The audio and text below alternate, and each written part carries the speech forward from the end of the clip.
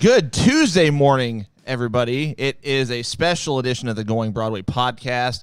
And when I say special, I mean this is going to be fantastic. But for right now, you got Alex and Cole with you this morning. Cole, what's happening? Good morning, everybody, and welcome to the greatest wrestling podcast ever. And boy, do we have a great show in store for you this morning.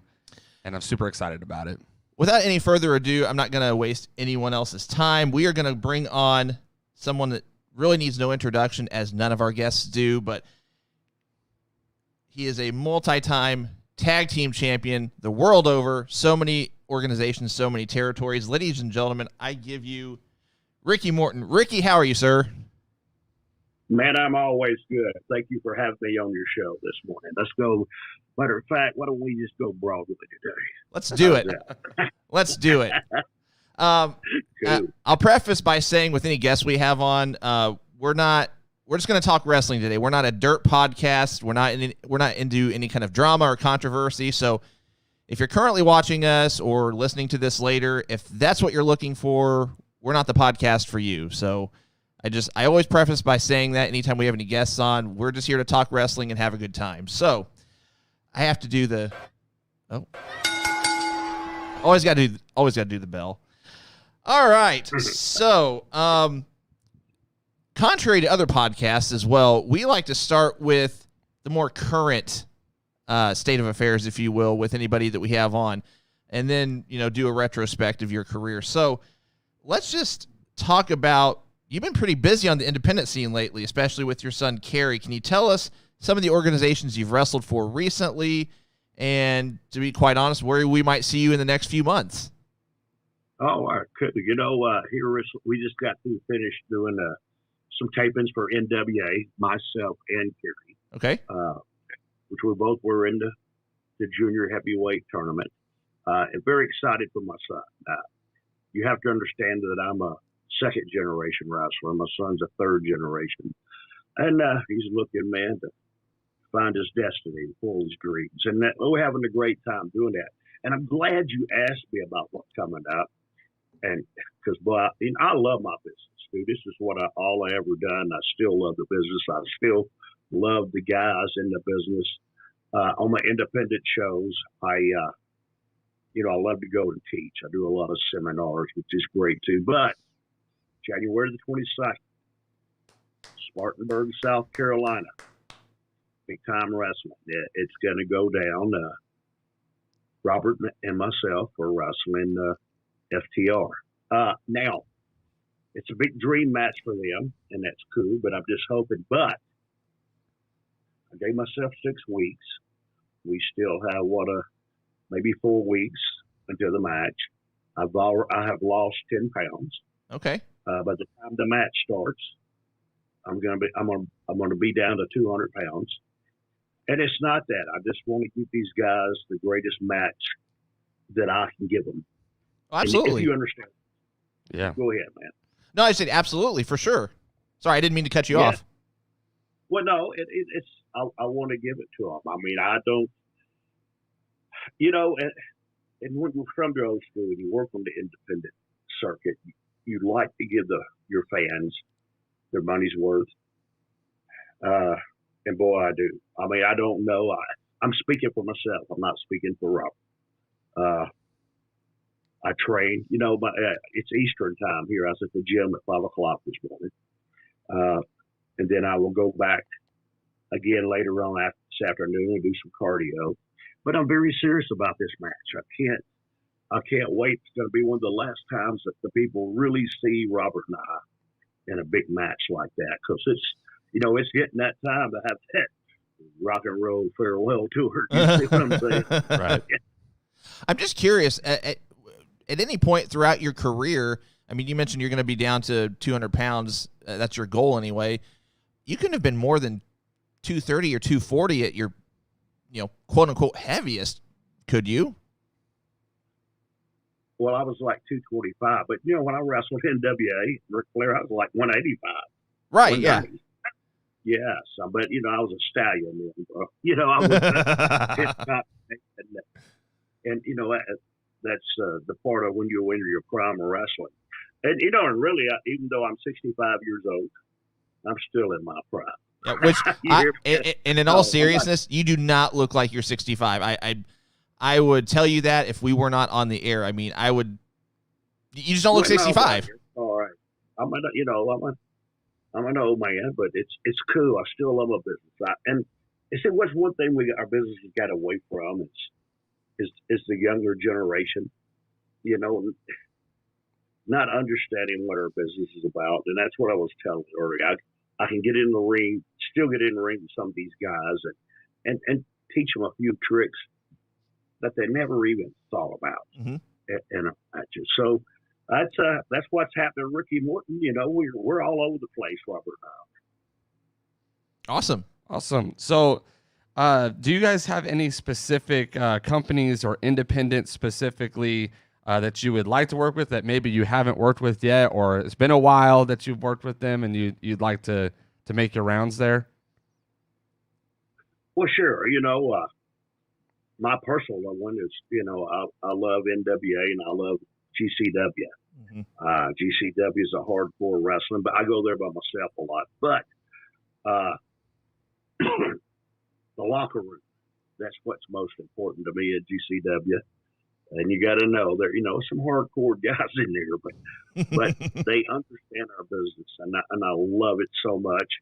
But I would like. I tell people this all the time as a rib, but I said, "What's wrong with the big companies now? It's Ricky Morton don't work for them." I love it. Just no. I watch TV, and I'm not here. I never knock nobody. I don't care. I'm still smart in my business. Jimmy Cornette told me that long ago. He said something about somebody, and then they all blew up. And I'm just thinking to myself, is anybody not smart for the business no more? I just don't know. Yes, I like to go in and work behind the scenes, especially for all the big companies. I'm getting too old to take bumps. I'm just, I can still do it. It keeps me young. But now it's time to think outside that white box. It's time to do something else and go in a different direction. So you said behind the scenes, and it kind of leads into my next question of, you've obviously traveled throughout many of the independents and whatnot. Are there tag teams or singles wrestlers that you've kind of come across that you really feel like are the future of the business that maybe we haven't heard of, or a lot of people haven't really come across, kind of being that backstage role for any company that's kind of a big part, is they're always looking towards the future, as you mentioned before, of trying to locate who's going to take this into the next chapter. So have you come across any of those? Yes. Oh, definitely I have. But one thing I want you to understand about me, and I want all the fans out there listening, I don't care who you are. I don't care what you do. Just as long as you be yourself. Now, see, that's the most important thing to me. It don't matter. There's a lot of guys out there working that nobody's had the experience to write for. And that's, to me, and I'm going to get back to your question. To me, it's for writing. It's like I play music, too. And you can't write a song unless you do it from your heart. And you can't have a Hollywood writer to write a match for you to think about it in his heart. And if you put it out of your heart, that's when, and Dusty Rhodes, don't get me wrong, man, Dusty, we wasn't always best friends and, had chicken on Sunday. But but I understood him. And he understood me. That's the reason why I was in a lot of angles why Dusty was booking, because he knew what he was thinking in his head that I could do that. And see, that's what I'm searching for on the road today. I'm 65 years old. I can do a Canadian destroyer dive out of the ropes on the floor. But there's not many people that understand our business. And to take it on from there, it's not what you do in the ring, it's how you tell that story, how you set that seed. And our businesses forgot about that. And it's hard on the independent circuit to find somebody that does that, because everybody just wants to get their stuff in. Right. Let me get my stuff in.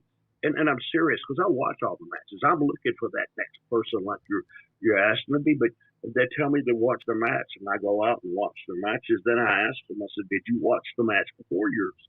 No. Well, y'all did the same thing. Yeah.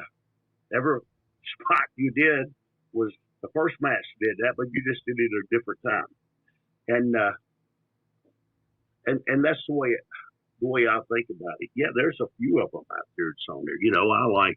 I'll tell you what, I love Effie at GCW. There's so much that you could do with him, but the world's got to be ready for him, especially if I'm right. Because, bud, we go on Broadway. You hear me? That's the way it's got to be in our business. I love this business, and that's what I was saying earlier. I wasn't trying to be a smart bud or anything like that right there. They need some people in there that can make these guys understand the story that you really want to tell, not just write it down on paper and come back and ask your best friend, "Was that good?" Oh, and for instance, we just saying that, and I tell these guys a lot on the independent circuit, especially in seminars. I said, the next time you have a match, instead of you asking your girlfriend or your best friend or the boys in the back that think you do the greatest swan dive off the top rope ever, go find somebody in the crowd you don't know and ask them. Somebody you don't know, and ask them to watch your match. And the only thing they're going to tell them is, "Yeah, I watched your match. You're the one that got beat."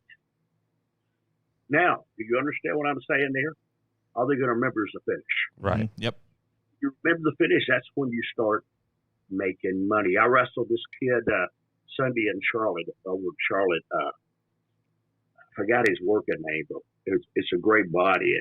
And the same thing, and Effie did the same thing like this right here. When I went there, they says, "Okay, what do you want to do to beat me?" Okay. Now look at me, I'm a baby face. In this business, I draw money. And I still draw money. But I don't draw money by beating nobody. Okay? I don't make money like that. Right. I told Effie, "Effie, if I beat you, I can't wrestle you no more." He said, "Why?" I said, "Because I already beat you." Right. Now, do you understand what I'm saying? This is what our business is got back from. I know some of these guys got clauses in their contracts where they don't get beat. Well, you need to get rid of him. And I'm sorry, you do. You need to get rid of him. Our business is about work. When I go to an independent show and I tell these guys, "I know, buddy, I'm a squirrel and I went well on the limb, but you got me talking business. And this is just the way it is." It's like I told them the other night, they got a show coming back next month. I said, "Dude, this show's already happening. This show's already, at 4 o'clock when everybody arrived here, this show's over. We're working for the next show." Right. You see, and that's what everybody's forgot. And it's crazy. No, I hear you. I was born in 85, so I'm only 36, but I've, had the privilege of being able to go back and just watch, territory wrestling. And I'm more so a fan of that than the modern stuff because, like you said, a lot of the new stuff, they don't tell a story. They just want not only the talents wanting stuff done their way, but, the gratuitous fans at large, so to speak, they want the result now. They can't wait for, 2, 3, 4 months. And not to mention, you've got pay-per-views that are a month apart. So it's like there's no time to build. And like you said, if the face wins the match, where do you go from there? Oh, and that's exactly true. You were talking about that, but our business is hard.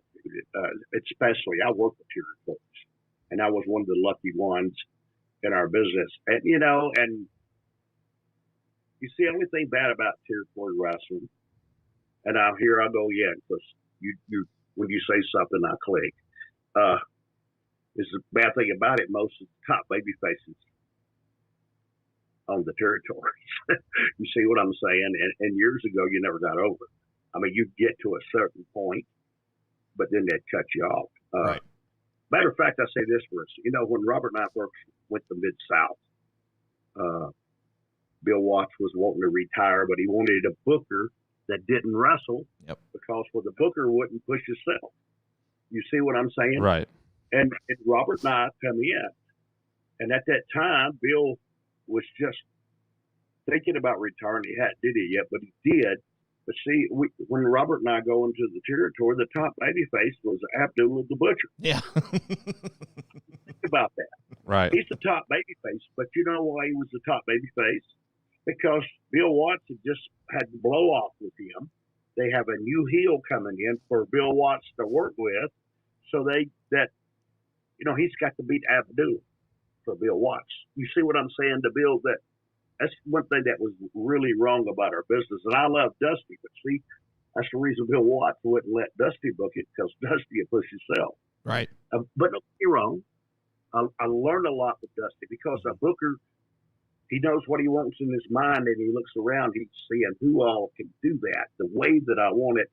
Going back to when I first started this podcast with you, that's what our business, to make it short and simple, is what I'm trying to tell you, is nobody understands our business no more. Right. They don't understand it. It's not a joke. It's not a game. It's a business.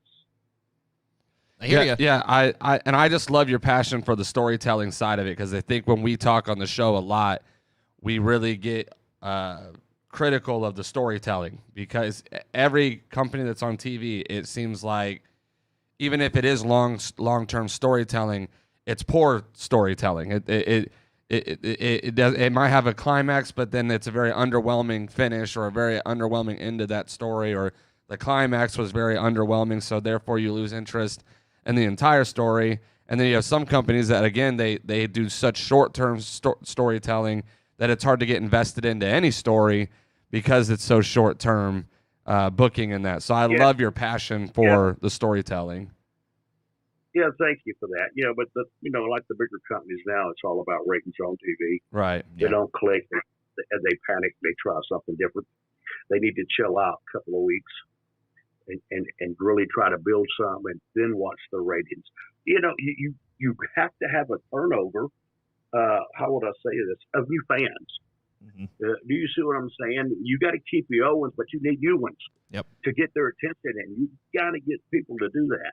So I have like a little side question, just because you're really passionate on this, and I would like to hear your thoughts. What is there a storyline that you could point out here more recently in any company that you felt like did it right, that you felt like really nailed it on the head? Because I feel like there might be one out of 20 or 30 every so often that I would say one out of every 100 that pushed through and actually have some. Have you seen a storyline in the past few years maybe that's done it correctly? No, only storylines I see, I turn the channel. To tell you the truth, no, I haven't seen none that I like. I mean, I see some great workers, and to me, I even tell myself, Daniel Bryan. Yeah, he's at AEW now. And to me, my opinion is like my behind. Everybody's got. I think he's the greatest worker in our business for right now. He goes out and even going out on Broadway with that kid on AEW. Mm-hmm. He really, it's like when you have a band, you have your lead singer and you have your guitar player, but you have one person in that band that is better than all of them. Right. I say that a lot. It's what you don't see up front, it's what you see in the back, and that's what our business is getting down to. I meet one every now and then that is that I could do so much with, but the rest of them just extra baggage that you're carrying on. And everybody, but see, I guess I'm the bad guy again. Everybody thinks they're the star. Oh yeah, and it's not that way. And it's not that way. It was different. You didn't have, you didn't have social media. Thank God. Right. But, right. Talking about me, thank God. But you didn't have all the TV, all those things that's going on in the world when it was different when we were there. But still, when I step into the ring, even right now, it's just like a gentleman told me the other night. He said, man, even your lockup when you started the match, just so cool. I'm going, yeah, but that's not what I'm trying to tell you. We would learn how to tell the story. Right. You stop, take this for instance, and you talk about me working around the world. What is some of the first things you notice when a babyface gets in the ring to you? I'm asking questions now, baby. I'm Oprah Winfrey. Go ahead. What is the first thing you see when a babyface gets in the ring? Okay, now, I know, because I work the business, and I notice the little things. Here comes the babyface in the ring. They hadn't even rung the bell, hadn't do nothing. The babyface got his fist up. For what? And even nowadays, and I did this Sunday. I told you, I said, watch this right here. I will work with the heel until he gives me a reason to bow up at him, and then he'll give me the reason to ball my fist up, but down. Then he'll give me the reason to put my fist up here, and then he'll give me a reason to hit him. I would tell that story before all that happens, and that's what the people don't understand about our business. Yeah. You see, it's about me. Yeah, it's not about me. I learned from the best in this business, and to tell you a great story, this is Killer or Krupp. When I was a young kid in business, the same way out. They were going to give me a little push. They were nothing to get over Lawler. That was before the Rock and Roll Express. I worked with a guy named Killer Carl Krupp.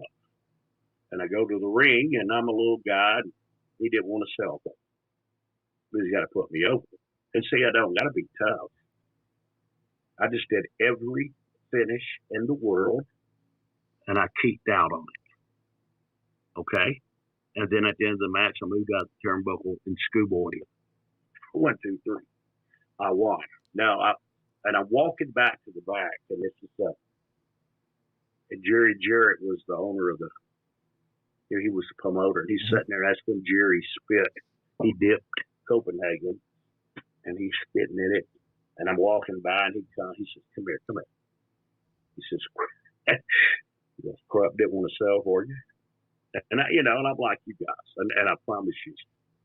And I says, oh, man, we just had a match. He said, oh, no, I seen it. He said he gave you every finish in the world, and you kicked out of it. He goes, and then you beat him with a small package. He says, Ricky Morton, you're the smartest wrestler I ever met in my life, and the toughest. He said, we might as well put the world belt on you because you're the toughest son of a gun I ever met in my life. But you see what I did? It's just knowing our business. Right. And that's what the guys don't do now. Man, you just, and especially by doing spots, you can see what's coming next. Our business has changed. I accept that.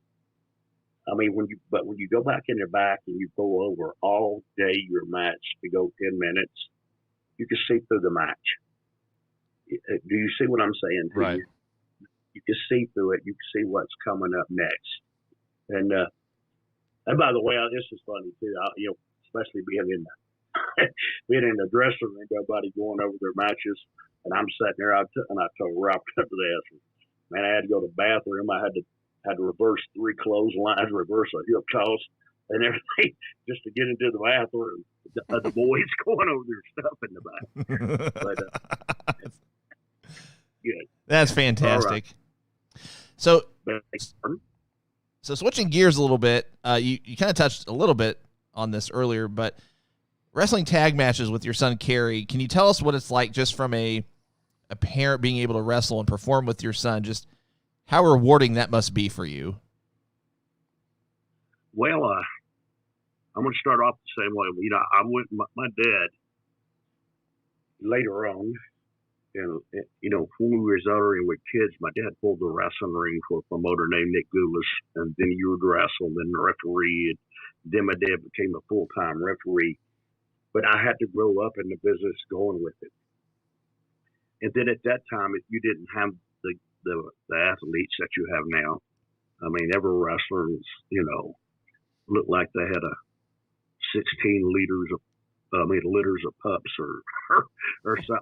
They didn't have no bodies. So, and I really wasn't excited about wrestling until I got older, and then I watched how Memphis changed. See, now this is the changing of the business.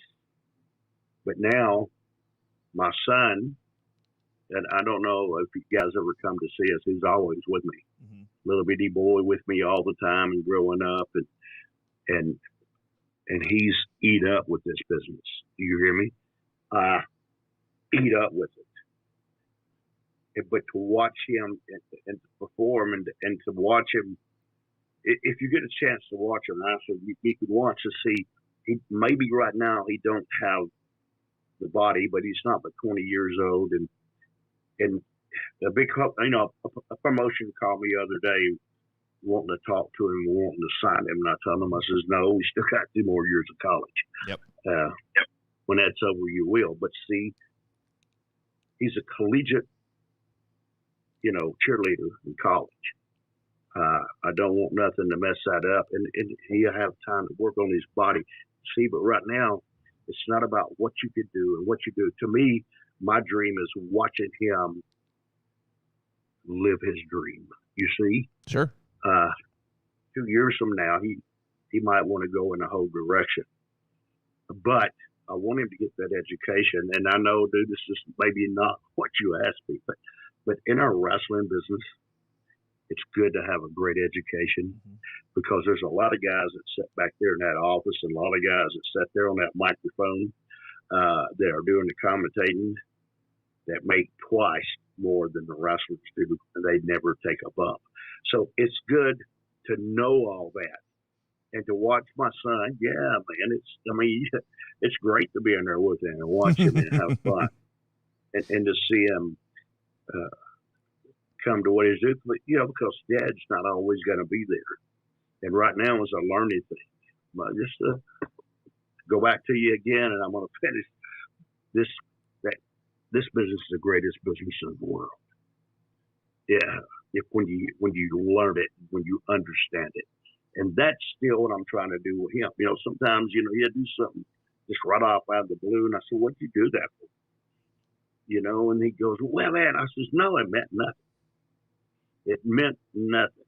Always make every move in that ring mean something." Yeah, that's what it is. Okay, absolutely. Did that come out all right? Oh no, that was. I don't know how the answer could have been more perfect. It's just as a parent myself, I'm just like,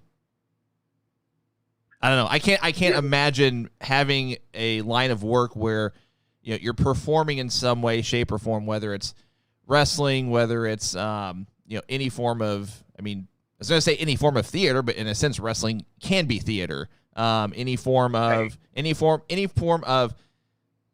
performance where you're on a, no pun intended, a grand stage where you're performing in front of people, and to have your son or daughter alongside you, that's just can't even imagine. Well, and I want you to understand this right here, and I'm glad you said it for her. My whole family, my wife's a country music singer. My son, my oldest, but I have 7 kids.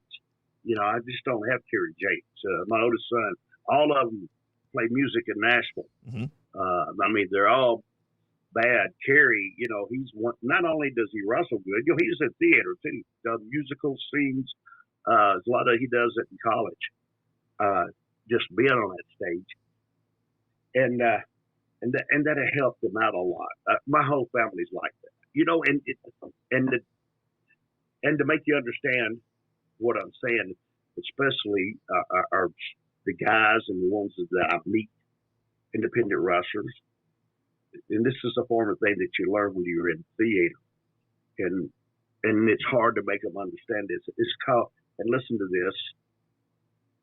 I always tell them to never be afraid to be afraid. Right. I don't know if you understand what I just meant yet, but you said that what it is. But see, I went all through the theater with my kids, all of them, and then Kerry James, and then into wrestling. here he's the only one that was ate up with wrestling because, everybody done gone away. He's still the little kid at home. I have older kids, man, they in their 40s and stuff. Just to watch that and just to understand that, many nights, especially the big shows, Gary wrestles, but he goes out and sings the national anthem. He's really good at it too. Awesome. Cole, why don't you take the next question? So you obviously currently run a wrestling school as well, and on top of traveling. So can you tell us a little bit about the wrestling school and how that works for you, like what you do there, and maybe what's different about your school than other schools and things of that nature? Well, it's understand my school is run by my students. I have a wrestling school that I go in. But it's even like when I go to train and see, I don't train, I do seminars. I don't have, and understand this. I have guys in my school that can teach you a headlock. That's not it. I teach you how to work, but not only at your school. I have a live YouTube show that comes on every Sunday. Mm-hmm. And one of the wrestlers, not long, told somebody, says, that show's horrible. But you got to understand, this show is not for you. This show is for these students. Sure. And you learn from your mistakes. And it's really a good show if you sit and watch it. I have the only school in the world that I am there, and I always put heat on the heels. That I have to go to commercial break and go out and get the marks out of the ring. It happens all the time there because I really put heat on the heels, and it still works, and it does it. But not only that, the talkers, the commentaries, the ring announcers, the production room. See, everybody learns all of that there. And I hope that it'll help them in the future, especially to get into some other business. It's the coolest place in the world. And that's the same thing I told you earlier about who I am. When you walk to my door, we're all the same. No matter who you are, what you do, just be yourself. And that's what made my school really successful. We do pretty good. We have pretty good ratings every now and then. We got a big show coming up this Christmas night there, and it's already sold out. Oh, wow. The ticket. Oh, yeah. And we don't hold 10,000 people. Right. But we have 300 or 400 people in there, and it's completely sold out. So, wrestling school is to come in there. I have different people that come in all the time. I had David Richards there, Luke Gallows and Carl Anderson. Yeah. They come in. Joe, Road Warrior, before he died, and my buddy Joe, I loved him to death. Mm-hmm. He was there all the time. Bobby Eaton used to live there, and train people there at my school. That's what I'm saying. It's not about that. You only get out of something what you put into it. Right. I have been on the road for the last, and I have done better in the last 2 years than I ever did in my life in this business. I'm serious. It's just because I don't know. Things just click for me. Things just work for me. I never had a contract in business, but I stood up for the boys. Okay, right. I don't know if. Oh yeah, that's where my heat come from. It was before the contracts, and Ricky Morton got part of this. Yeah, but Ricky Morton's is wrestling Ric Flair all over the world, and we're selling out every night. And Robert and I wrestling the Midnight Express, the Russians, the Four Horsemen. We're selling out all night, and I can't understand how come I live in an apartment driving the Cutlass, and you live in a mansion driving a Mercedes. Right. Yeah. Do you understand me? That's where I got all my heat at. And buddy, and I didn't give up. Got fired from a lot of places. I got this let go. They can blame it on anything they want to, but it wasn't. But the guys these days, they make millions, and I'm glad for them. They deserve it. For sure. Okay, go ahead. No, that's fine. I definitely echo one of our viewers' comments, just that, and not that I was old enough to remember it, or I don't even know if I even watched it. I mean, I would have been 2, 3, 4 years old at the time, but like I know a lot of people associate Christmas time with, and not that I don't associate this as well, but Christmas time with your family and, watching Christmas movie marathons or baking cookies or, something on Christmas once you've done all the gifts and everything.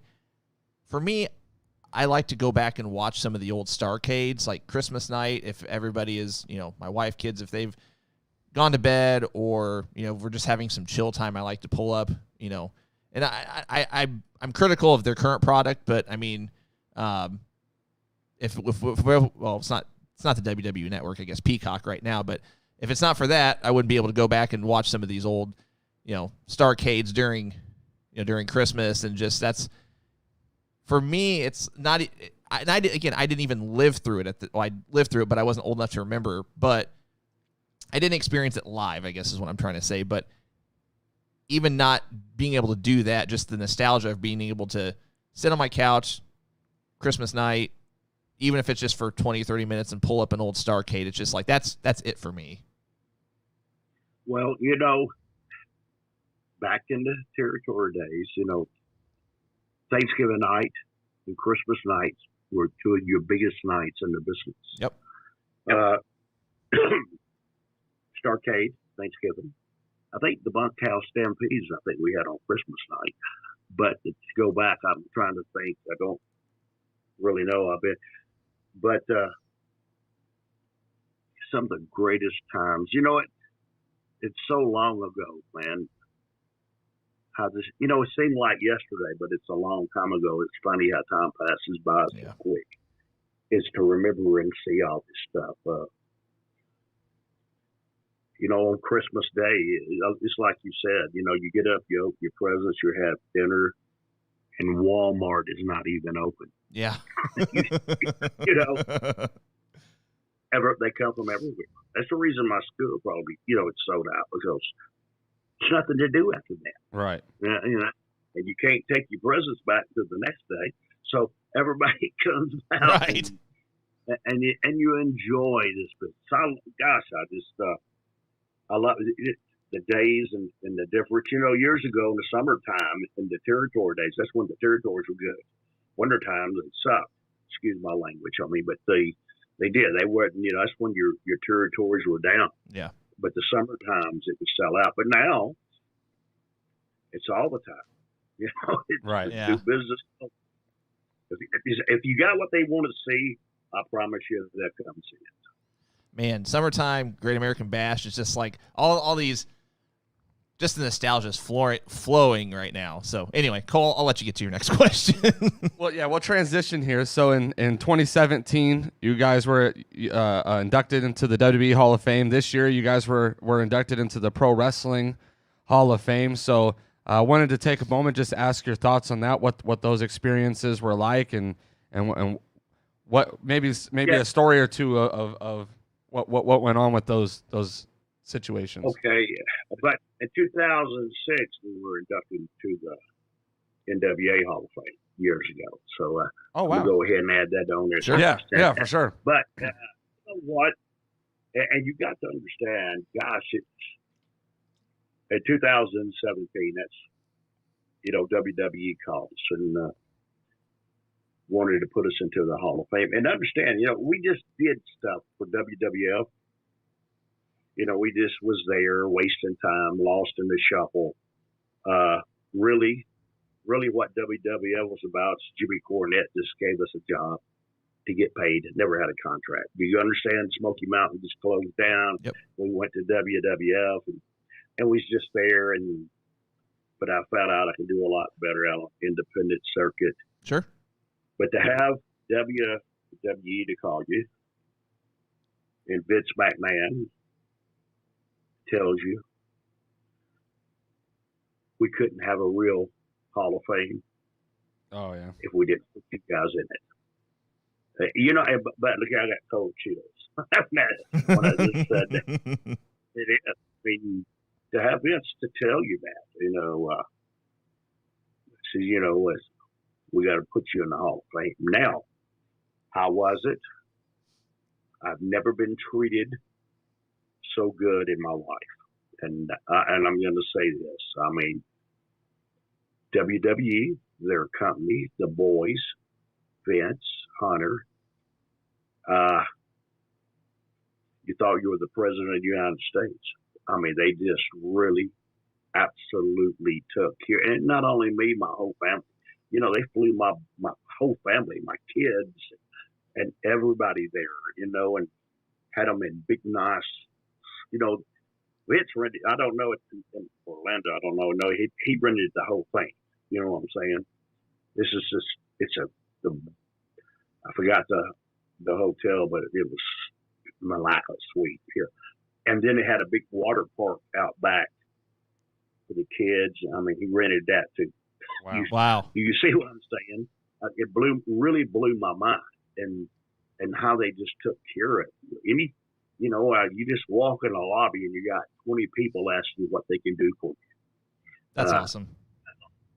You dadgum right. It was awesome. And I had a great time. Just being into the, and you was talking about me putting into the Pro Wrestling Hall of Fame. That hadn't happened yet. I mean, they put us in there, but I guess they're closed down or, for the virus. I really don't know. I tried to call, but I collar flied my ear trying to hold. So, but I'm going to say that. I don't care. I mean, I treat people the way they treat me. If you're nice to me, I'm nice back. All right? But WWF went far and beyond what I could ever imagine. You know what I'm saying? And just stuff that they gave you. Sure. Vince gave us, belts. See all these things here on the side of these belts. I'm looking at yours. WWE, this, a nice watch and big ring and one hell of a paycheck. And one, I wasn't on I didn't get no Legends contract like a lot of the guys do because, Robert and I own the rights to the Rock and Roll Express and Ricky Morton and Rock. So that's the reason why that, and I wasn't going to give that up. Sure. So, but other than that, buddy, I don't know anybody else's opinion, but that's mine. It was first class all the way, bud. It's refreshing to hear that story, though, because with the current climate of wrestling, agreed, it's so much one-sided of hearing how terrible WWE is or how, terrible Vince McMahon is and all this stuff. And, I've always just been curious, to hear the good stories, too, because there's obviously got to be good. Everyone's got good and bad in their lives and whatnot. But, it's refreshing to hear a good story where it just was like, man, they took good care of me, and it was a great experience. You know what? And that's the people's opinions. I knew Vince before, years ago. But you stop to think about this, and I have many a times. All of a sudden, you build a business into a multi-billion-dollar business, and you have everybody in the world pushing on your shirt, wanting that spot. It gets to be old. Vince had to cut, and when you were on a business like that, you didn't get there about, kissing babies and everything else, everybody's got their opinions about it, but to me, even then when I was there, when I found out alone, sat there and bull crap with you for a little bit, you know what I'm saying? But it's always them other persons that's wanting something. And that's what made him change his life a lot. And a lot of people are like that. Look at some of the top boys in this business that were glad to sit down and talk to you. Now they walk by you like their cologne don't stink or they think they're somebody other than what they are. Right. And I'm serious. And not only Vince, look at all the boys in the businesses that I was at. I'm going to tell you, this is cool, man. Because it may be pop on my mind. It's about the boys in our business and how it comes back to you.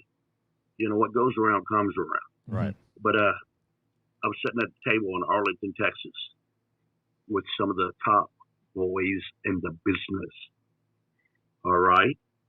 We're sitting at the table fixing to eat, and the kid walks over to me. He goes, "Can we have y'all's autographs?" And every one of them top boys in the business, Jesus Christ, can't you see we're eating? And then I'm looking at them, and it blows my mind.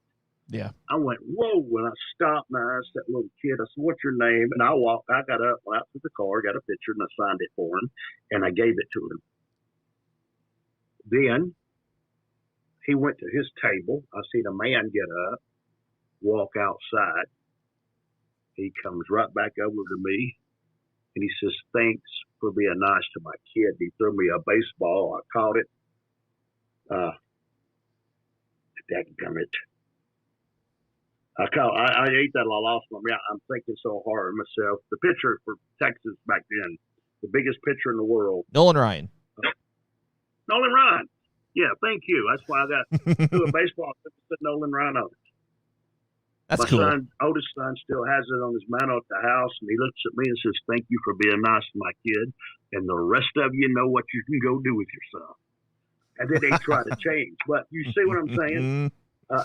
I like it. I like that. That is what made me like that is meeting people like that. I was washing dishes in Printer's Alley, Nashville, Tennessee. I'm 17 years old, washing dishes in the restaurant, and I love Pete Rose. Johnny Bench came in, and I asked my boss man if I can go get his autograph. So I go to get his autograph, and you would have thought I asked him to amputate both of his arms. He was the rudest guy in the world, and then he wrote it, scribbled it, and like slung it at me, and I wadded it up, threw it back in his face, and I told him I didn't want it that bad. He jumps up, tries to get me fired from my job from washing dishes.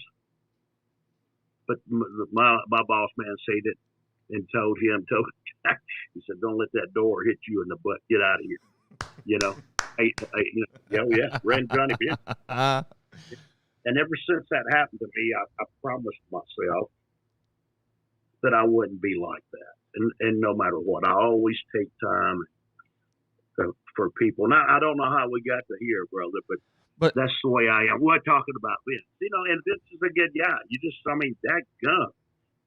Everybody tries to, get something. Go ahead. You bring a good point up, though, because especially in wrestling for the fans is about, heroes and looking up to somebody and having role models and all this stuff. And the saying is, never meet your heroes. And it sucks that that's the mentality because, that kid probably looked up to all of those wrestlers and all those guys, and those are his heroes. Those are people he's watching every single week and is excited about. And to meet them and to feel like he didn't matter or and this is also a big problem with wrestling now is that kayfabe doesn't exist anymore. There's no staying in character. There's no, when you're out and about, you can not be who you are on TV. And so it kind of, it's refreshing to hear that you continue to live that even when you're out and about because somebody's watching you on TV or they're watching you at a show or they're watching you and they're saying, that's my hero. Yeah. I look up to that person. And then if they come and meet you and you're the complete opposite, it literally breaks not just their opinion of you, but the product in itself. It kind of puts that bad taste in your mouth in a sense. It kills our business. Yeah. That's what it does. Yeah. That's the people that love to watch you every week. You go into the Comic-Cons and all that stuff. Some of the guys there, man, jeez, God, I just want to go over there and just tell them, man, just leave. You're making us all look bad. Right. And I'm serious. They do. That you're somebody that you're not. And we're all put it here. And in our business, guys, and I promise you this, it's not about who you are and what talent you got. It's just about being at the right place at the right damn time. And that's what nobody understands. Right. Sure. Yes. So we're going to transition shortly into some nostalgia and discuss Ricky's career during the 80s here shortly. But, Ricky, before we go into that, is there anything specific you want to plug? I know you've got a pro wrestling tee store, any particular appearances or dates coming up, social media platforms, your wrestling school. Take a few minutes and just promote anything you'd like to get out there. Well, guys, if you're out there, if you're interested in being or trying to be a wrestler experience, come and see me. I'm not asking you to come to join my school. Just come and see me. If I'm doing a seminar, come and see me and listen to me talk. I explain things to you that you never really thought of. I do have the School of Morton. It's on the Facebook, School of Morton. You can watch my show at 5:05 live every Sunday at 5:05 Eastern Time. I'm so many places I don't know where I'm at. But if I'm around close to you, if you get a chance to come and see us, come and see Robert and I. We, to me, I still try to give you the best for your money. Always take time. Robert and I are always out. We don't barricade ourselves in the dressing room. Sure. We are out talking to everybody, and you can find me on Real Ricky Morton on Twitter. You can find me. I'm out there everywhere. But the biggest show I got coming up, right now that really stands out. Robert and I are going to be in Wisconsin first weekend in January, and then I go to GCW, Detroit and Chicago. If you get a chance, come and see. I love that show, man. I love they put on one heck of a show, GCW does. And I'll be in the ballroom in New York the night after we fight FTR in New York City for GCW. I can't wait for that. But other than that, dude, that's it. All you have to do is go on my Facebook and you can see everything on here. Sure. I really hope that match with FTR, excuse me, I hope that's going to be like on Fight TV or something, because being in Illinois, obviously we can't make the trek over to South Carolina, but I would still love to watch that match. So, you know what? It might be. Steve Perkins, owner of Big Time Wrestling, I'm going to get a hold of it. They need to put that on some kind of Fight TV or some kind of way for the public to see it, because I know it's gonna, that's the old auditorium. What you were fixing to say, we're fixing to go back into the '80s wrestling. Yeah, that's the old auditorium where we're gonna have that match at. And matter of fact, I'll tell you how great this auditorium is. In the back, in the storage, they still have the old Crockett NWA ring. Wow! In there with all the stuff that went to it, because we ran there every week. Crockett did. Sure. And kept it, but they won't let you touch it.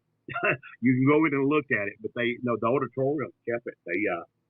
It's unbelievable. I always take everybody back there when they come in too. The fans, come here, check this out. This ring back here in the storage is really cool. That's awesome. Man, I love it. You guys can also check out Ricky Morton and Rock and Roll Express gear. Go to ProWrestlingTees.com. Just search Ricky Morton or Rock and Roll Express in the search bar. You'll get tons of results. Yeah, and you did say that, and right now, if you buy one of Kerry and I's shirts on Pro Wrestling Team, we dedicate a blanket to the homeless and the needy. Oh, that's awesome. So, if you for that, if you go on Pro Wrestling Tees and get that, Kerry and I do that, and you got all kinds of stuff on there at Pro Wrestling. Not only Pro Wrestling Tees, not only of us, but all your favorite wrestlers. They have a good product, and it's very good. So everybody that's out there, they have. If they don't have your favorite wrestlers T-shirt, they will make you one. I promise you that. Yeah, they will. That's where I gotta shill this. That's where I get my Rock and Roll Express Christmas sweater.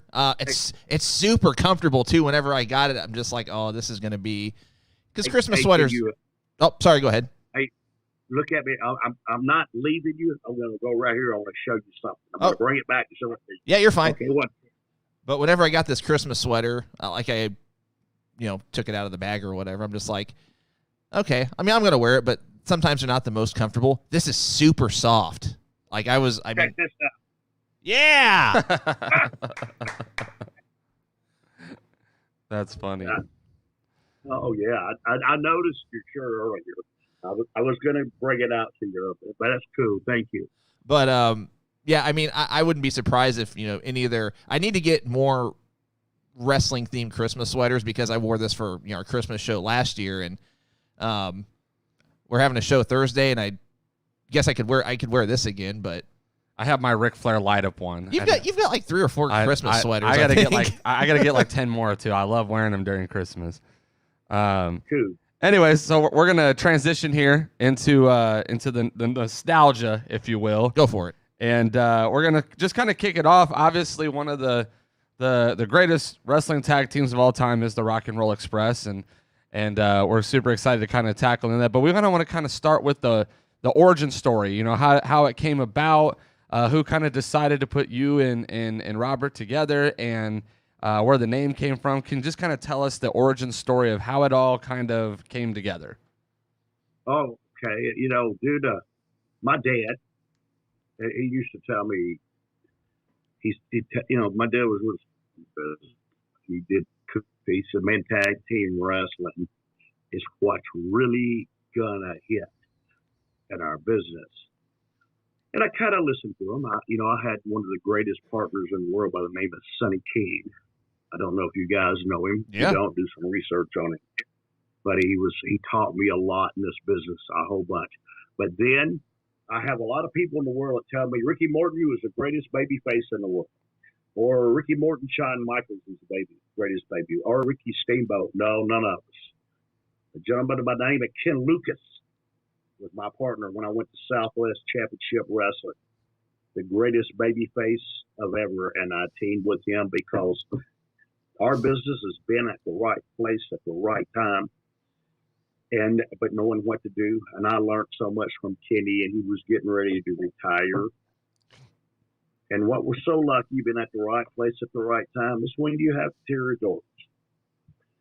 Now in Memphis, Tennessee, you had a tag team there that Jerry Jarrett put together. It's called the Fabulous Ones. Mm-hmm. Steve Keirn and Stan Lane. Yeah. But Steve Keirn and Stan Lane didn't understand that Jerry Lawler owned half of that territory too. And you can't fight City Hall, bro. And that's what happened to a lot of our business. So Jarrett and Lawler were fighting because the Fabulous Ones, they couldn't get over Jerry Lawler, and they wasn't going to. You hear me? It's just the way it is, fellas. Yep. So Lawler was going to go opposition of Jerry Jarrett, you see? And he wanted him a tag team.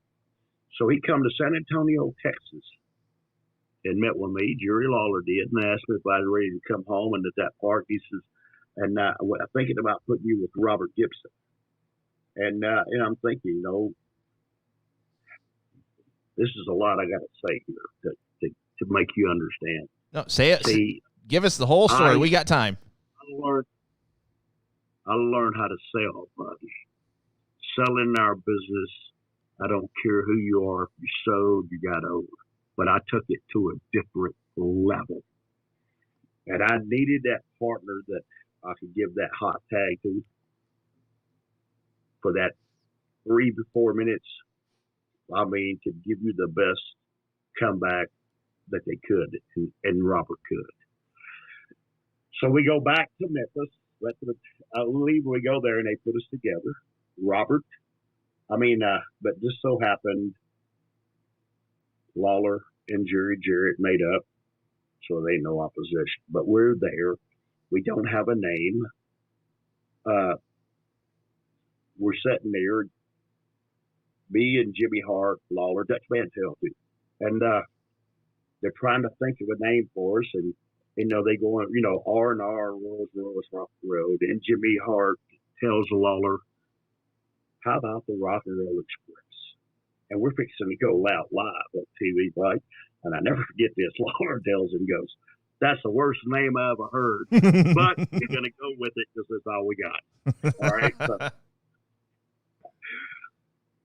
Robert and I clicked, buddy.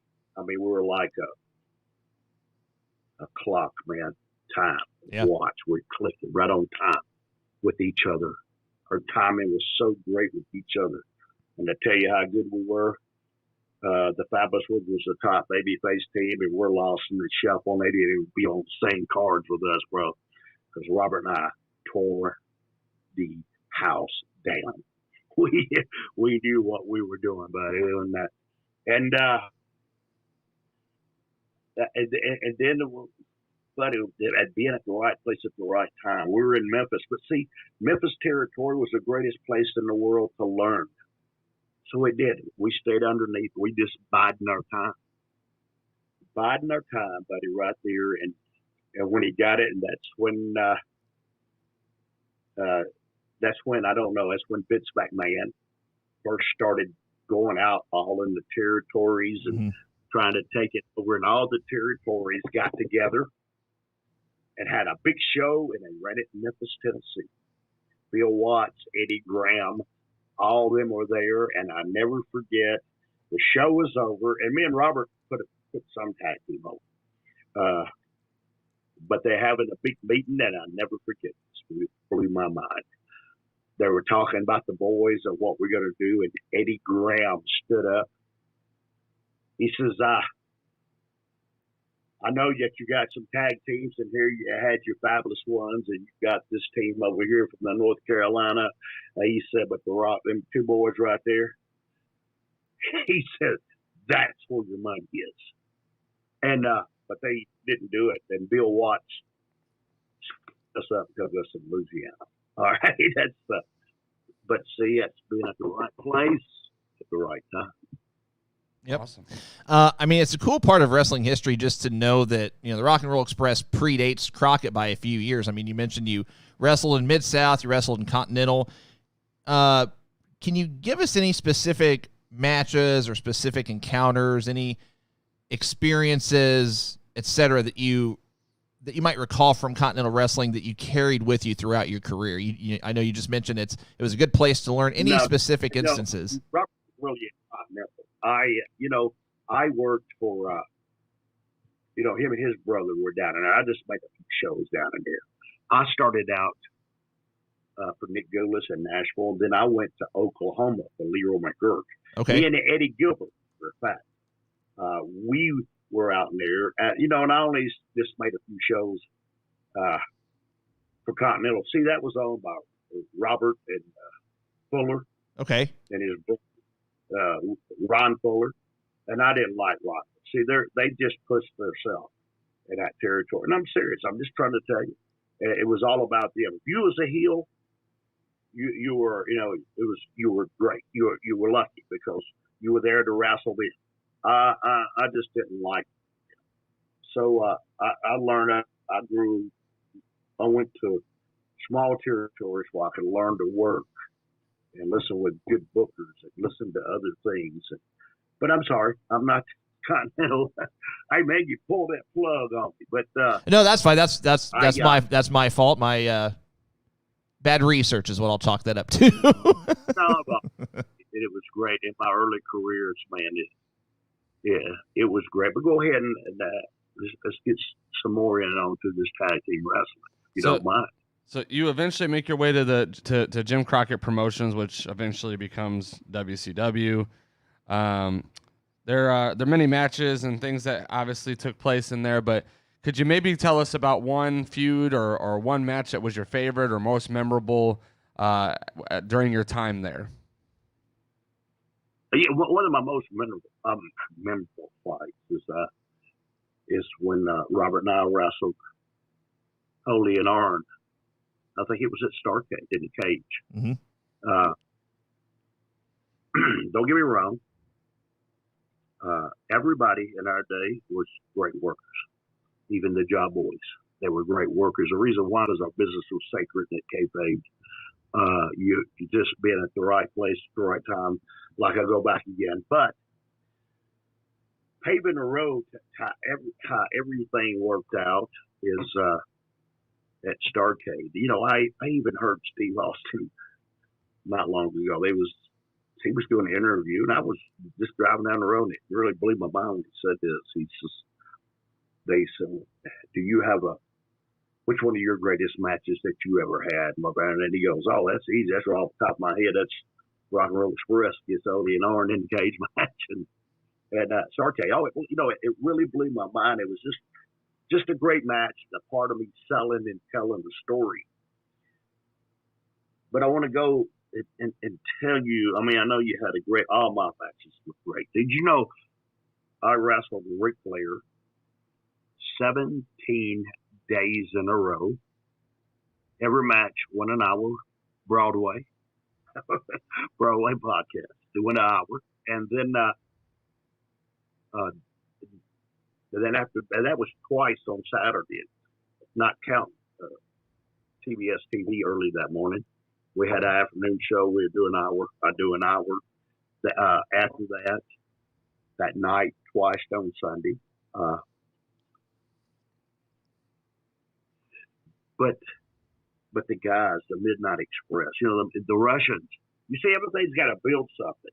And we did this in Louisiana, but we did it in NWA when we came in. Dusty did.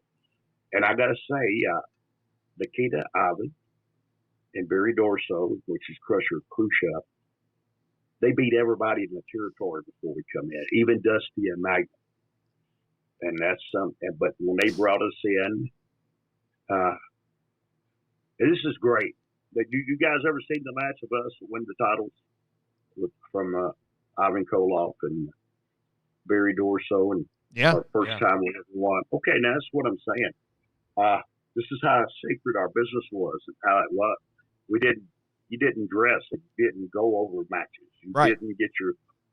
Okay, so we're there. We're in Shelby, North Carolina, doing TV. They did a first show there, but the second show they got all of it lined up for the matches. But the first match was Robert and I against Barry Dorso and Ivan Koloff for the world title. And then they had matches up under it, the same with the whole show. But nobody knew. Robert and I, we went the whole hour. Nobody knew who was going to win the belts. Nobody knew. I mean, we knew we were. I mean, but see, we didn't. We go back and watch the match. None of that was rehearsed in the back, and I never met Ivan Koloff in my life until I got in the ring with him. Okay, that's crazy. Dusty told me. He said, "I just want something at the end where you do something." And it was the victory row, but back then we called it the horse, where I jumped upon the shoulders from behind. Yep. And you know what? And I tell people all the time, that's the victory row that was heard around the world because the timing of it was so perfect that when I hit Ivan with it, the 1, 2, 3, and I often think of myself, what if I screwed up or fell off of him and it went into a schoolboy? It'd suck. You know what I'm saying? But the timing on it was so precise. Bam, 1, 2, 3. But you see, that was, and what I'm trying to tell you is, at that time, we were the All-American boys, and our, and Dusty's up with what's going on in the world. We got our heat with the Russians. And God, they had more heat than an eye of a stove. I mean, it was just perfect. The way everything just worked out. Yep. Yeah. And I thank God all the time about that. You see, that's what perfections in you talk. Well, Ricky Morton, y'all were one of the greatest tag teams in the world, but all of them were great. The Midnight Express, the Russians, the Four Horsemen, everything that built that thing together. You guys, you don't even understand, and it's hard for me to explain. That 85 and 86 year for Crockett, that was the greatest year ever, even now for professional wrestling. You, like I say, you didn't have social media, you didn't have this. We worked off TV. You were on there. In Charlotte, North Carolina, you didn't have the Hornets, you didn't have the Panthers. When you come in that interstate, there was a big billboard that had Ric Flair and myself and Robert on it. Yep. And that's what you see. Is to build something like that. And now I'm going to go back to you, and I know that I'm jumping out, and I'm going to about Ric Flair. Ric Flair was the greatest heavyweight champion ever. There's nobody ever going to touch him in this business, and that's not because it's just because of what he done. Even when he wasn't wrestling me, when he was a world champion, when he went out of the territories, he went an hour every night. Yep. And when you wrestled Rick, if you didn't go an hour, you went 57 minutes. He gave the people his money's worth when they paid to see him. Yes, Rick can be a butthole sometimes too. But when it comes to this business, he gave all he ever gave it. You never seen him like any other world champion, go out and go 20 minutes in a match, unless he was on Atlanta TV and beat you in 30 seconds just to get him over for the next show or something coming up. Yep. I respected Rick. Now, this is something the guys in business have no damn clue about. Guy asked me one day, he goes, I don't know how to be a heel. I said, throw your hands up like that. Okay, just back up. Ric Flair was an over son of a gun, buddy, especially in Charlotte, North Carolina. Oh, yeah. And I don't care who I am. I'm going to wrestle Rick. I did an hour there to change the crowd, but I'm the biggest heel town ever in professional wrestling is Philadelphia, Pennsylvania. That's the most craziest people, and they don't even like ice cream in that city. They hate everything. Everything there is, they hate. I'm wrestling Rick there for an hour. I go to the ring, buddy. I'm called everything that you could ever imagine 700 times. Here, if I play Rick's music, he comes out and this building erupts. It's a heel town. Do you understand me? I'm wrestling Rick and we're going an hour. I didn't even know we was going an hour. See, because then you didn't get your finishes until you got in the ring. Our business was kayfabe. You know, you get in there after Tommy Young, whoever the referee was, told me an hour Broadway. All right, get in the ring. I'm wrestling Rick, and these people are going crazy. Now, do you want to understand what a great worker in our business is? 10 minutes in that match, Rick done changed that whole crowd. I'm the buddy they hate. All right? We're supposed to go an hour Broadway, but he turned in people. Next thing I know, we got marks coming through the ring on the ropes on Rick. We're trying to fight him. And Rick told me, said, listen, I'm going to throw you over the top rope and land on your feet and come climbing up the top turnbuckle. See, back then over the top rope is a DQ. Because we're fixing to have the most all-time riot in the world where Rick and I'm selling, I'm bleeding, and bomb, and he told me that and go up to the top rope, get the people's attention. He slid out of the ring and went through the back side of the building out because I promise you he wouldn't have made it. That's much heat he had. But understand, but when he came out, he was the greatest heel in the world. Yeah. See? Wow. I mean, he was the greatest babyface in the world. That's what makes our business and great workers. It's not about cheering for me. All these people cheering for me. You know, a guy told me this not long ago. He goes, when I go out tonight, some of the people might cheer for me. And I said, they're going to cheer for you because you want them to. All right? If you didn't want them to, they damn sure wouldn't cheer for them. That's the story of what I really love and sums up a lot of stuff about my buddy Ric Flair, the greatest ever in the world. So that actually transitions perfectly into my next question, I guess, if you want to call it that. So you can either confirm, deny, correct me, whatever word you want to put with it. But I've watched various stories and shows and podcasts and things like that have said that you had the opportunity to actually beat Ric Flair, become world champion, but you turned it down. Can you tell us a little bit about that backstory, behind the scenes, powers that be that were involved, etc.? Yes. I talked to you earlier. I mean, sometimes the booker don't want you to get over better than him. Right. Don't get me wrong. I love Dusty Rhodes. Sure. Don't think I did. I respected him. I learned a lot from him. But one of our first times there when we wrestled the Midnight Express, they had the A team and the B team. Robert and I were the B team.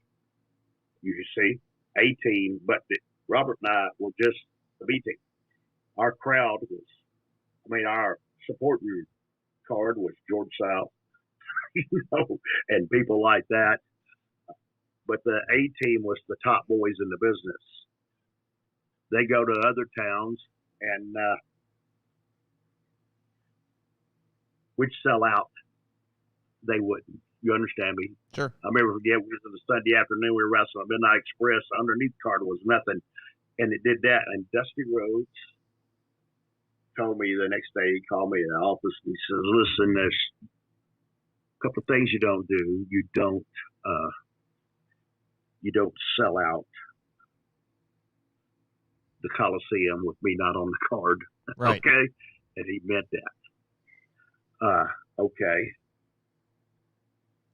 Trying to split Robert and I, you see, we were over. We done took control of Crockett's territory. I didn't want to. Okay. I was in Richmond, Virginia, and I beat Ric Flair for the world title. There's the picture. Yep. Okay. I beat Ric Flair for the world title. When I got in the back, Crockett and Dusty took me in a room and told me, says, now that you won the world title, we're going to have to take the belt. We're going to have to fire Robert because, people be beating him that you beat for being a road car. Look here. And I handed the belt back to him and said I didn't want it. If you're going to fire Robert. Okay, and that's a lot of things. Now, but the people in the NWA, I want to show this to you. They made my copy. Ricky Morton. That's awesome. They gave it to me. Yeah, you hear me? I didn't have that. Rick would tell you. After Robert and I got over, I'm sorry, I put stuff there. After Robert and I got over, buddy, we was Elvis Presley. You hear me? They tried every way in the world to stop it. That's just a part of our business. I hate nobody for it. I love everybody for it. That happened. And not only that, even when WCW got back, and they, Dusty them fired us, and we went back. And when they fired us, they bankrupt what territory? The territory went bankrupt, if that tells you anything. So we go back, and it's WCW. This is a great story. You might have heard it before, too. I come into Knoxville, WCW, and Robert's sitting over there real quiet. And I go ask him, I said, Robert, what happened to you? I hurt my knee. So, I walk off with a lot of the boys in there, and I'm thinking, well, how do you hurt his knee? He didn't even get in the damn ring last night. I do it all. So, but then I go back there and tell him, and he told me, he pulled his britchy legs down, his leg is black, and he's making sure his wife ran over him in the car. They had some kind of fight. I don't know. Ain't none of my business. So I told Robert, I said, well, we're going to go to the ring. I'm going to go this way and get everybody's attention. He can't walk. I said, just get up on the side of the apron of the ring. And but nobody had noticed you. And I said, when you come in the ring, fall. And I did. I got everybody's attention over here. Butch Reed and Ron Simmons who were wrestling. I rode in and did a thing. I tagged Robert. Robert fell. And Butch goes, what happened to him? I went, did you hear his knee pop? He never popped. You know what I'm saying? Yeah. Mind over matter. It worked. He goes in the back. We didn't have contracts. Somebody else did, but he hurt his knee in the ring. They sent him to University of Alabama to have his whole leg reconstructed. They gave him, paid him a lot of money a week for however long he was out. And that's the reason I joined the York Foundation, because I had two choices.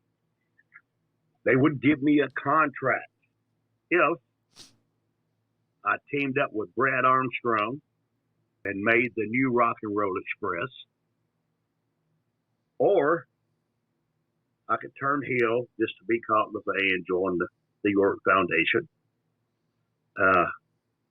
to there. So I chose the York Foundation. Then when Robert came back, like a year later, I beat him in Washington as, Richard Morton. Mm-hmm. And left the next day and went to Smoky Mountain Wrestling. We left there in the middle of the night. So I put a whole thing in there to make it from the belt to there to there.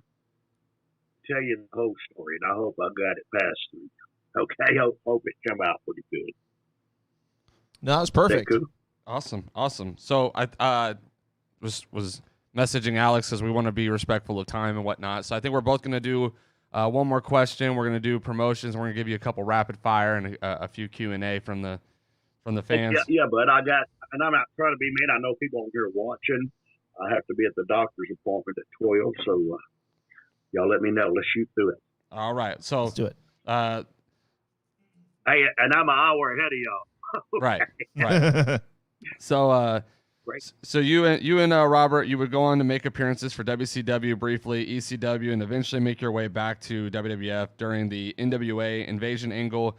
Can you tell us how this angle was pitched for you and what made you decide to come back to WWF at that time? Okay, that's a pitch to us. That's the time that Jimmy Cornette had closed Smoky Mountain Wrestling down.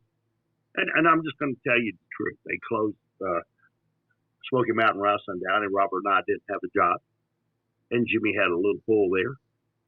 And all this right here, Jimmy Cornette's idea, Jimmy just got us a job. Yeah. Do you understand what I'm saying?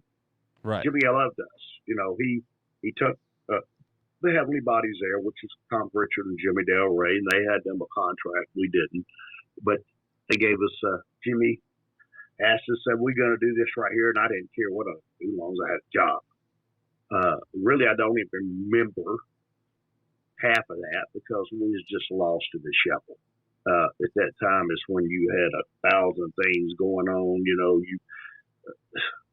with Shawn Michaels and the Hunter and the Armstrong kids, and they were doing that right there. You know, they did a little thing, the NWA Invasion, but we never did nothing really that was exciting. I know out of Smoky Mountain Wrestling, we wrestled the Heavenly Bodies of Survivor Series and had tore that place down. Yeah. But any other than that, buddy, I don't even remember because it was just something that really didn't mean nothing.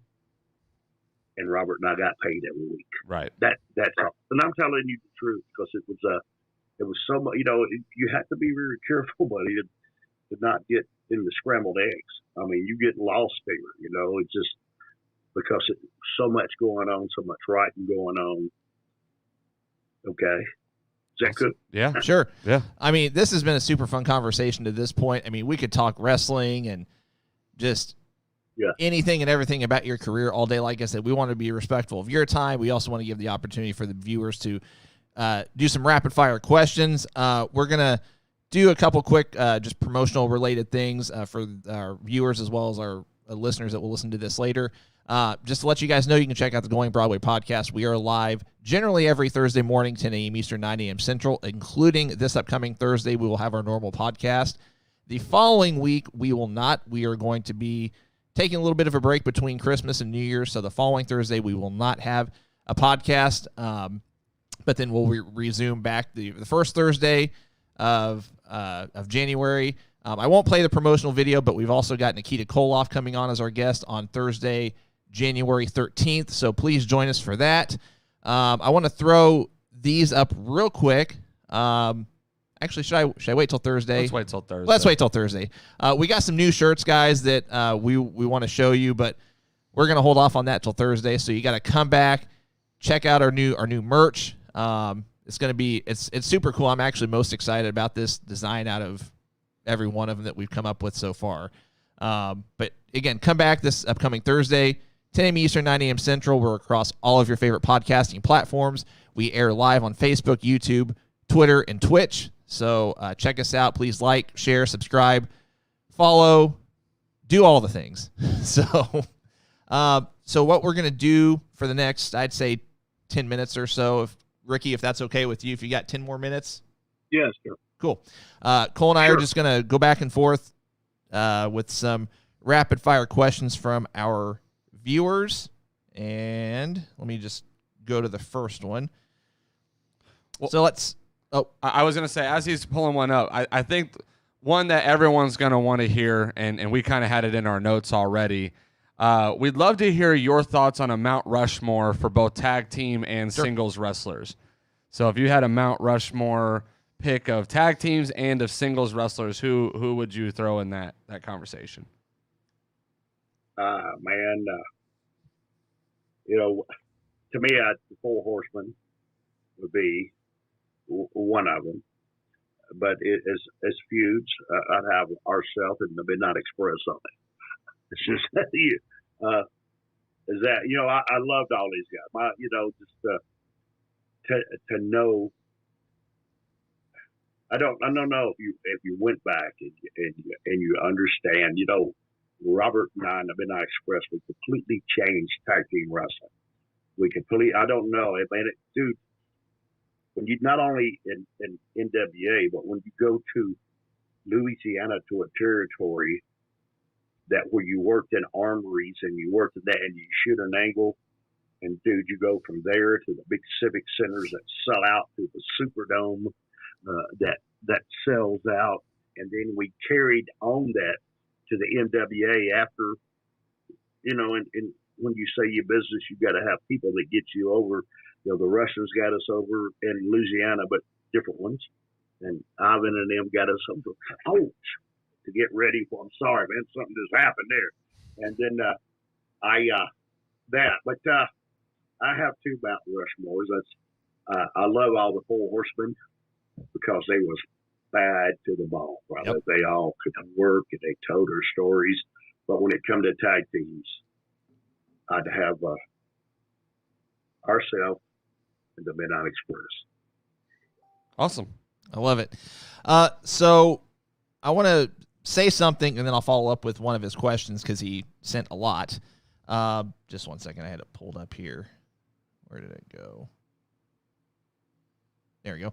So Dave Tilley, he's one of our viewers, but he's a super big fan of the Rock and Roll Express. He says, this is not a question, but I would appreciate it if you could tell Ricky this. The match that turned me into a wrestling fan, by the way, I watched off and on before, but would not necessarily have called myself a fan, was the match where you and Robert beat the Russians for the tag titles. Ivan Koloff used to live in my town, so I got a chance to tell him thank you. Now, if Alex and Cole would be so kind, I would like to tell you thank you also. So just wanted to pass that along to you.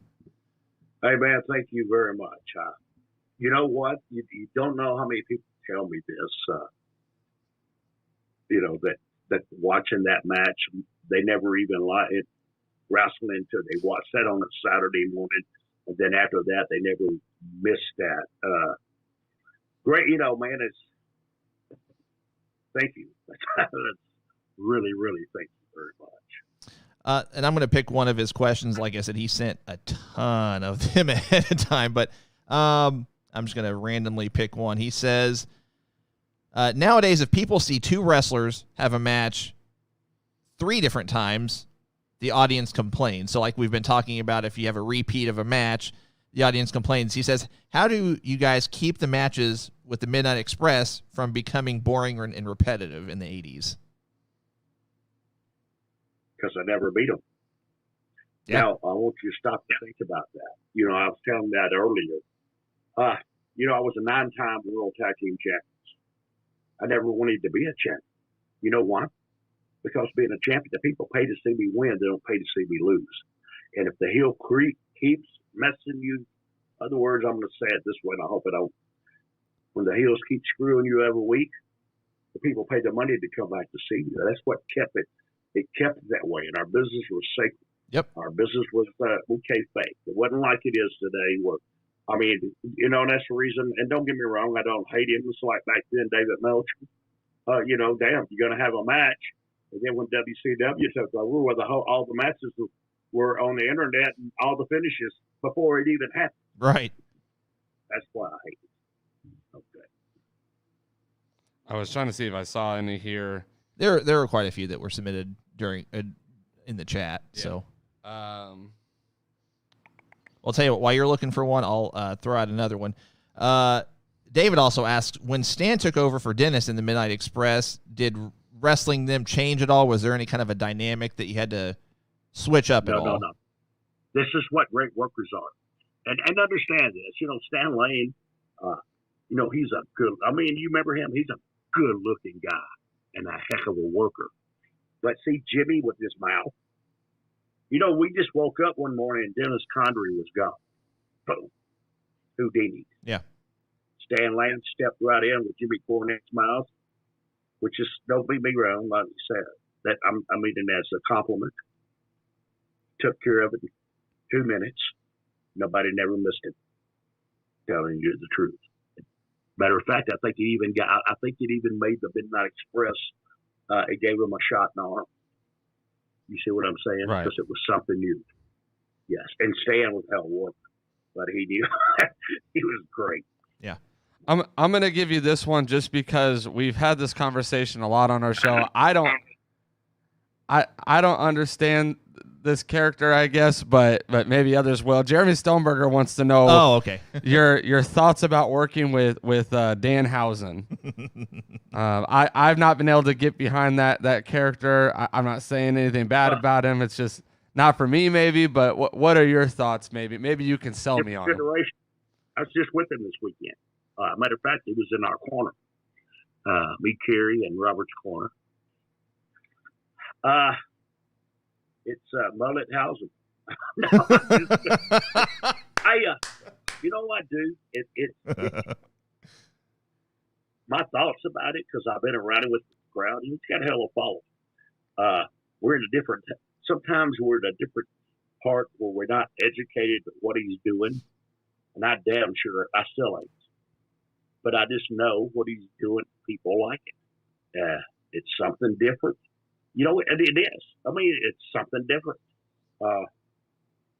And that's what our business needs to me. I don't know. You know what? But every time I'm with him and I meet him, I like him more. And I'm serious. And it does. He's matter of fact, he's such a good kid that, you know, and if you didn't even see it with his mouth, I mean, his face on, you wouldn't know how it was. Right. But he's, you know, my son Kerry understands it real big. You see what I'm saying? Yeah. Where he's going, I don't. I guess I'm not educated enough or to figure it out. But as soon as the first time my son seen him, he loved it. So that's the only way I can answer that. Yeah, for sure. But he's really cool though. Man, I'm serious. I always mess with him, especially on Twitter and Facebook. You know, he had a mullet on the other night with us. That's funny. No, that's funny. Put a mullet on, and that's what I was calling mullet housing. You know, I love it. Bad, really. All right.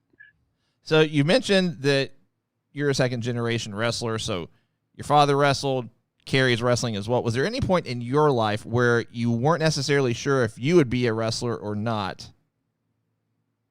Oh, sure. I sure did, dude. You know, like I was telling you, I was, this is what really got it for me. You know, I played football in high school. I didn't go with my dad. And then when I got out of high school, you know, I didn't go to college or nothing. I was working at a bookbinder. And God, I hated it. Man, work every day. And my daddy, I was off on a Monday. And, you know, I could wrestle, you know, at that time. And he said, "Why don't you go to Memphis with me today? Right down to Memphis to the wrestling." A long way, but I went there anyway. Dude, went to the Mid-South Coliseum, and you thought Led Zeppelin was playing there. This place is so they're hanging off the bleachers, rafters. They're right here, and when I seen that, I said, and lucky somebody didn't show up, and Jerry Jarrett asked me, "Would you like to work a match?" I'll never forget this either, too. He told my daddy, when my dad was refereeing, he said, "If this match sucks, take it home right then." Told Kid Wayne to beat me right then. He said, well, we went out there and we had a hell of a match. And when I came back through the curtain, Jerry Jarrett asked me, says, "If you want to start wrestling here, you can start on TV this Saturday." Wow. That's the way it happened. Okay. Sure did. That's awesome. Time to do this. If you got time, let's Cole do one more, I'll do one more, and then we'll wrap it up. All right. I'll give you this one right here. Billy Ray Milburn, a longtime listener of the show.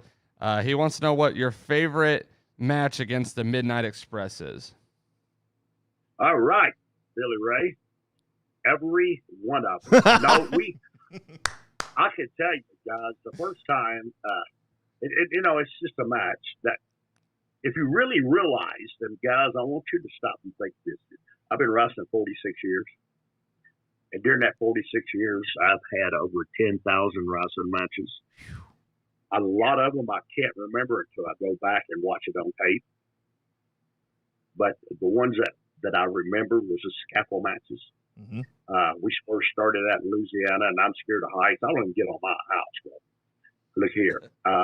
I don't either. I have been so scared of my dadgum life.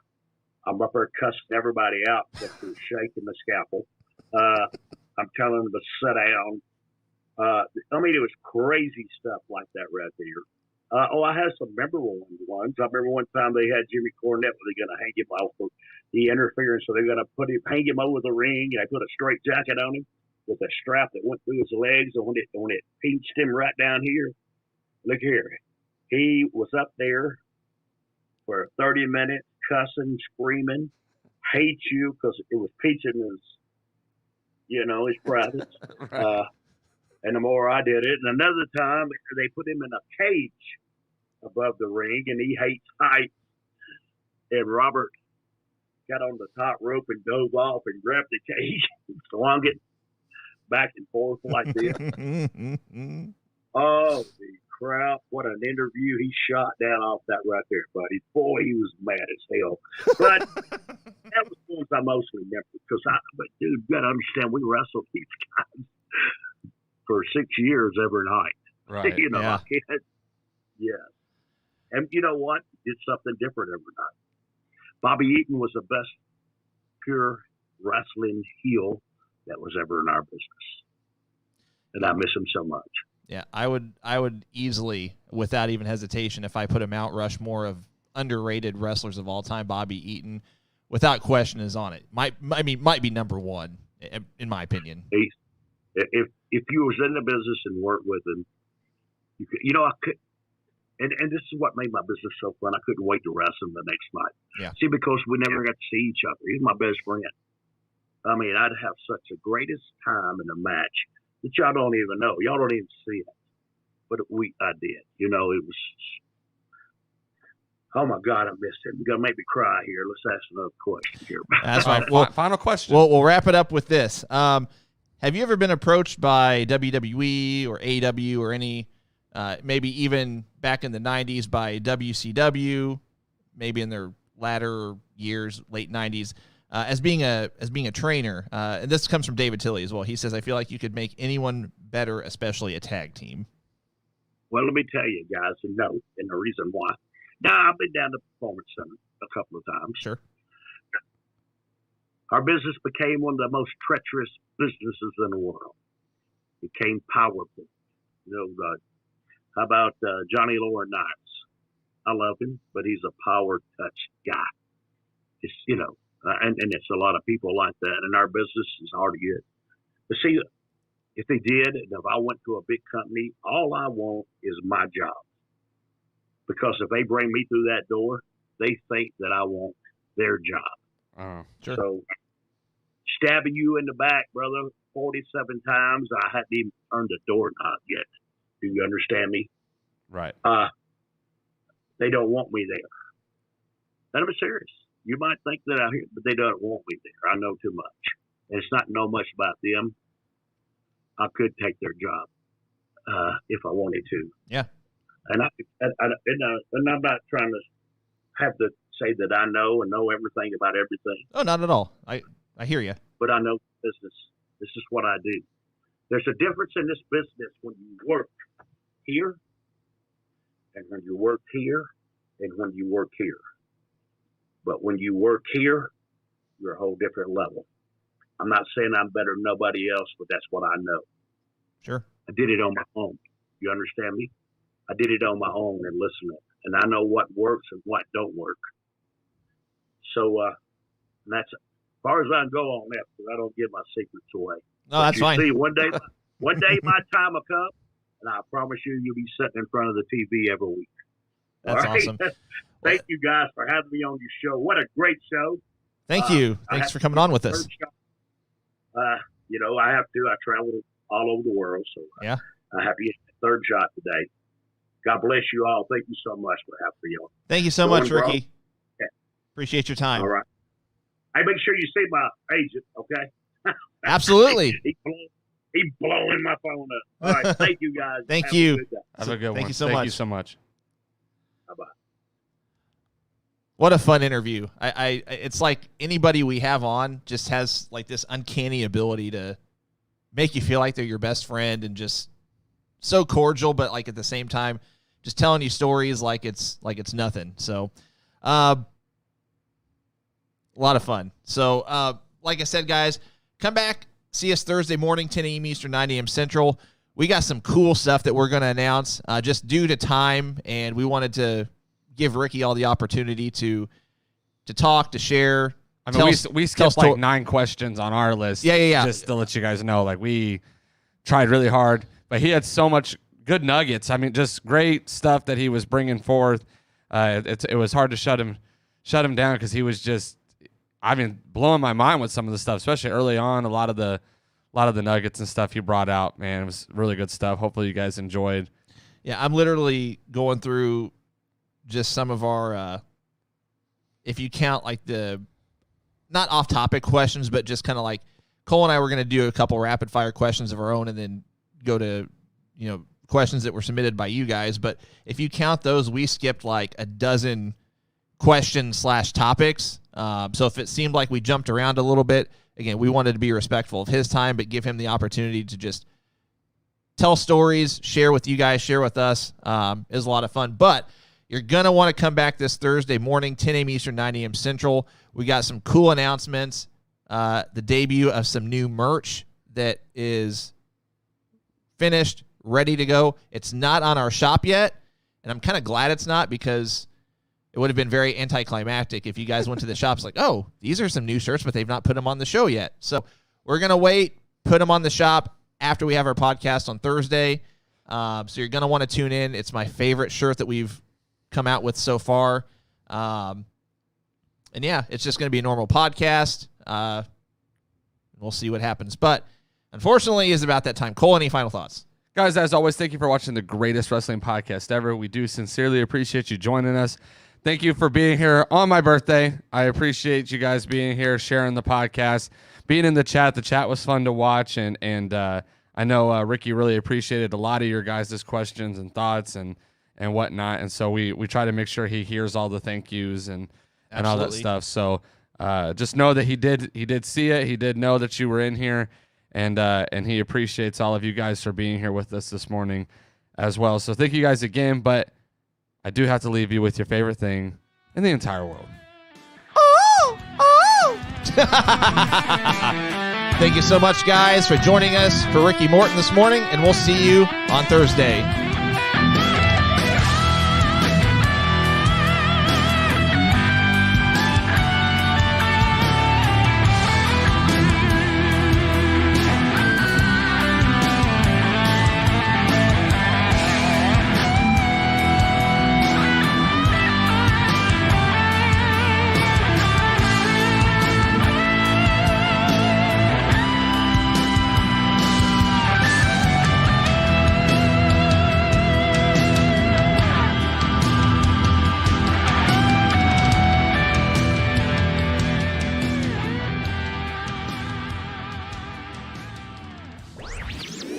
This podcast was a presentation of LightUpMedia.fm.